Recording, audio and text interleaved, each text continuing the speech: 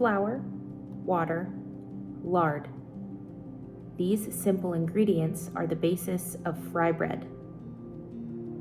Found at every Native American event, fry bread has become synonymous with Native American cuisine. The ingredients that make this indigenous staple were not originally part of the Native American diet. So where did they come from? The answer may be surprising. Okay, maybe it wasn't that surprising. Here's some quick basic context. The European settlers of Northern America were moving west, and they needed the Native Americans to make way. The settlers accomplished this by forcing tribes to move onto different designated areas, or reservations. Not only were traditional food sources completely disrupted, but the U.S. government also outlawed the Native Americans from hunting, fishing, and in some cases, farming on the reservations. This meant no food.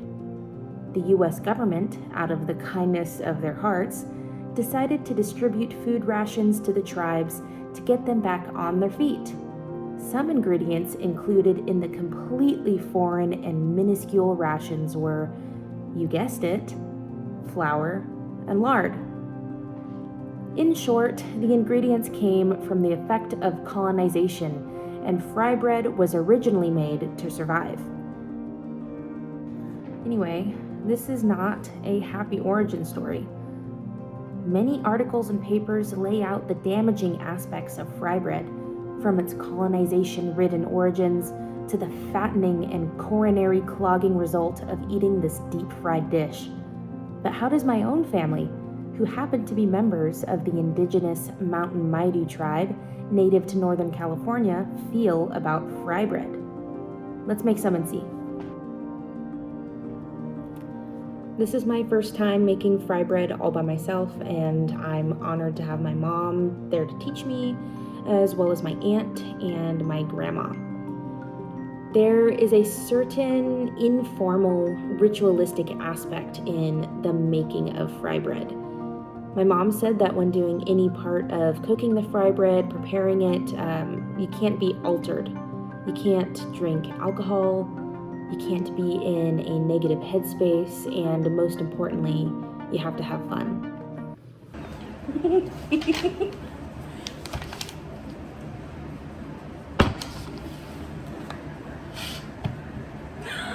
Let's make some fry bread. How'd you learn how to make fry bread? I learned from your great grandma, my grandma. Gigi. And she didn't teach me per se. She made me watch her every time she made it. So even though have taught you what I know, it doesn't ever turn out the same each time. So we don't know the actual recipe. How did you feel when you got to make fry bread with Gigi? I felt good. I knew I was going to be one day able to carry on the tradition. And whenever I make fry bread or Indian tacos, that's when the whole family comes together no matter what. So what would you say the symbolism of fry bread is to you? Is it just that? Family. Do you know where fry bread came from? I do not. Only that at every powwow, every big time, we would have fry bread. I never got tacos. I always got fry bread only with honey and powdered sugar. Do you know where fry bread came from? Yeah.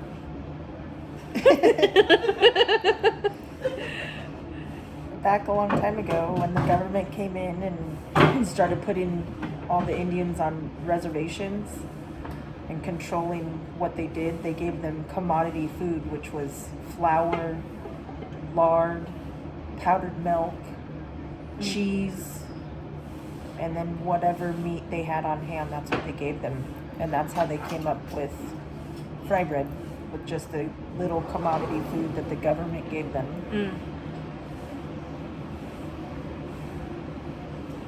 Does that make you feel like bad about eating it now? That it wasn't like our original food, that it was from No. that? No, because we could make something out of anything. We could live off anything. We didn't even need what they gave us. We lived off the land, so. So how would you say you feel about fry bread now? Like the symbolism of fry bread. What does it mean to you? It means we're going to eat good. Do you know where fry bread came from? Yes, it came from out of necessity. We were given, what are they called? Commodity groceries, Like rations? rations, by the government. And they still do it to this day. They have cheese. They have a lot more than what they used to have, but they gave flour. Mm-hmm. And flour in material bags, like a cotton material printed bags. And to begin with, the Maidu made acorn bread out of acorn flour. Because we couldn't go on to people's property to get acorn, we were limited. But kept on missions, reservations, pieces of land, because they didn't want us off of them. My mom and her sisters had dresses made from the material that the flour was in, and my grandma used to make Indian tacos. That was our bread. We made pan bread, it was just the same dough, just put into a pan and then cut like as if you would a cake. Mm. They also made biscuits out of it, but they never wasted. They were always using every part of whatever they did, whether they killed an animal or whatever. But with the Indian tacos, it was filling. Mm-hmm. Bread is very filling. And of course we had our meat, which was usually venison. And did that also come from the rations, or did you guys get that yourself? No, we got it ourselves Mhm. until they stopped us from, Hunting? yeah. Like I said, it was filling. Yeah. One taco is enough you could eat that in the morning and it'll last you all day. You said a lot of natives do still get government rations. Right. But it seems like a lot of tribes still make it anyway, even though it's not out of necessity. Right, because So- it's good. Do you think there's any other reason other than that? Is it just because it's good? Is it because now it's kind of ingrained in our culture in a way? Or That's a good way of putting it. It's just something we do. mm-hmm. You don't do it very often because it is time consuming. When you make a fry bread, everybody wants to be invited. Out of necessity anymore, no. Out of time, yeah, that's the only reason we don't get to do it a lot. For you personally, what is the symbolism of fry bread? Well, all natives eat, and they eat usually in a crowd, a bunch of people, and it's always fun time.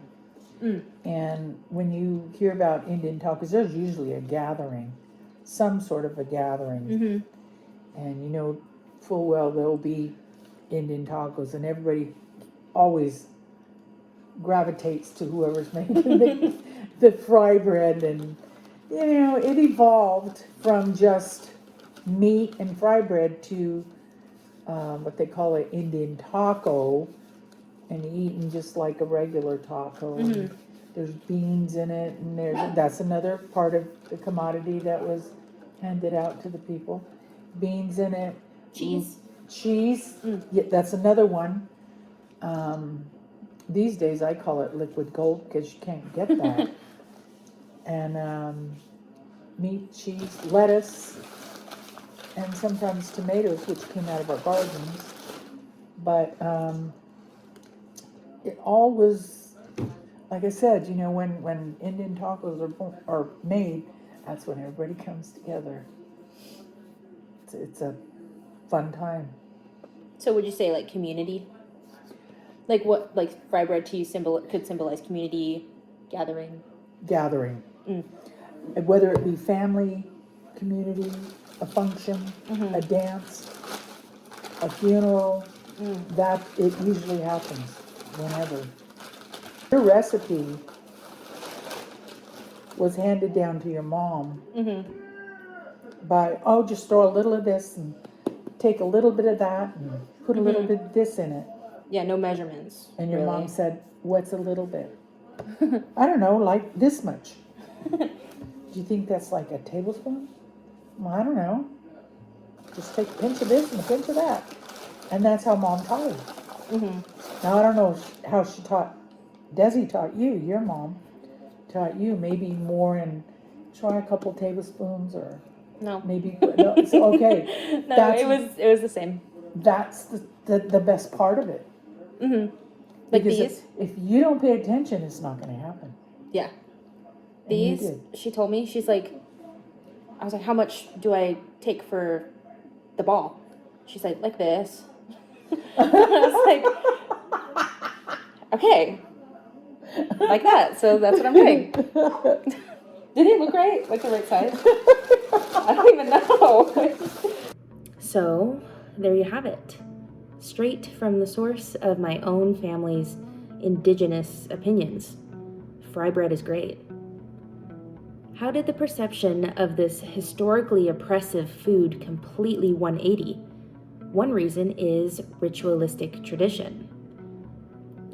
The textbook from my anthropology class, which I will link to down below, states that a ritual is a patterned, recurring sequence of behaviors. The way we make fry bread, the rules surrounding the act of making it, the fact that it's passed down and taught to the next generation, and the special occasions in which we eat this food all point to the idea that making fry bread is ritualistic. This ritual, in a way, honors our ancestors who had to innovate to survive. Additionally, and probably more importantly, the cause of this shift in mindset has to do with the nature of symbolism, how it can change over time, and how new meanings can be generated. A characteristic of a symbol is its openness, how they're open to change and innovation. The context in which we view any symbol is important as well. In the context of colonial America, where indigenous all over the country were being forced to make do with foreign food given by the foreign people that suppressed their ways of living and knowing, fry bread represented the destruction of their culture. In the context of our present day, where indigenous people are thriving, their cultures are gaining meaningful representation and respect, and decolonization efforts are slowly making their way, fry bread now represents perseverance and strength, coming together, and celebration. What once was a symbol of struggle, hardship, and oppression became a symbol of resilience, happiness, and community. So I'm gonna keep making fry bread. I'm gonna keep the tradition alive, and I'm gonna pass it down to my own kids someday. Because to me, fry bread symbolizes one thing: a good time.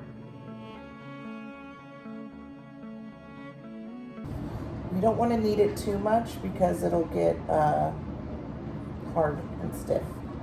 Oh. What's the best way to do it? Like this? Yeah. Fold it?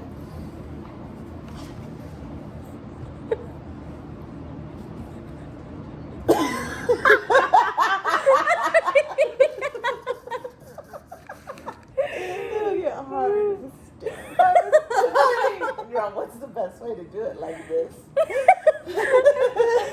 I didn't even.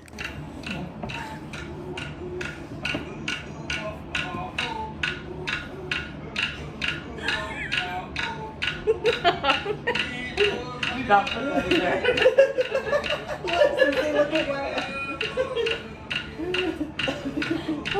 Look at